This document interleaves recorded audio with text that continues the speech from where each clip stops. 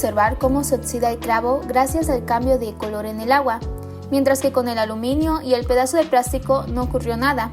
Con esto se logra demostrar que los metales tienen mayor facilidad a la corrosión. Esto es debido a que los metales tienden a perder electrones y formar iones positivos en soluciones acuosas. Los iones metálicos pueden reaccionar con los componentes del entorno, como el oxígeno, formando óxidos, hidróxidos, entre otros compuestos. Los metales que son mayormente susceptibles a la corrosión es el hierro y el acero.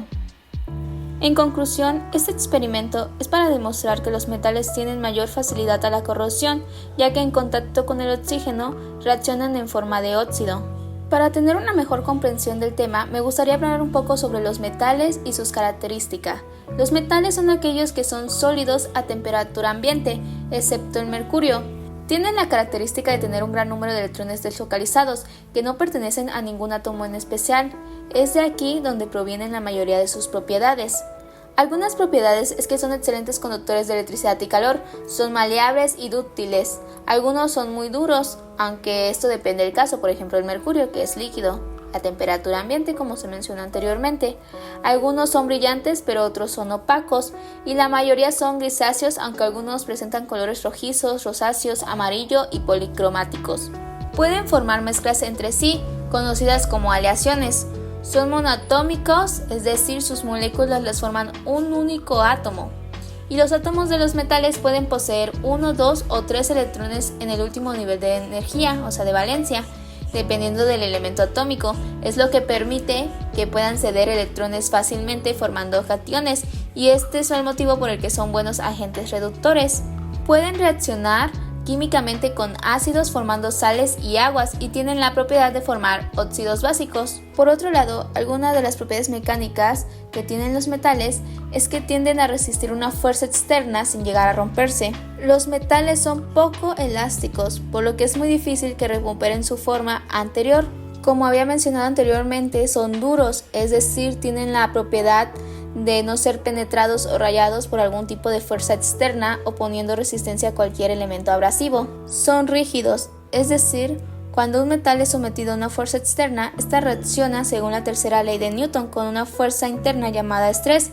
Entonces, la rigidez es la capacidad de resistencia de un metal a deformarse ante la influencia del estrés. De igual forma, me gustaría demostrar una de las propiedades más características de los metales, que son buenos conductores de electricidad. Por este motivo decidí hacer un electroimán. ¿En qué consiste?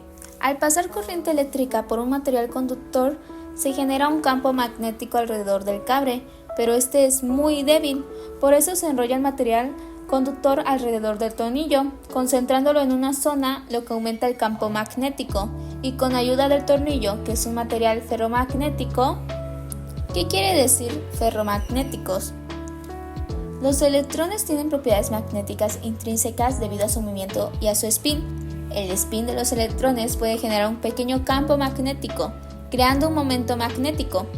En el ferromagnetismo, los momentos magnéticos de los electrones en regiones llamadas dominios magnéticos se alinean en la misma dirección, por lo que, canalizando las líneas electromagnéticas hacia un mismo punto, es lo que genera el efecto de electroimán. Cabe aclarar que no todos los metales son magnéticos, pero aquellos que son magnéticos comparten ciertas características relacionadas con la estructura de sus electrones y el movimiento de estos en el nivel atómico.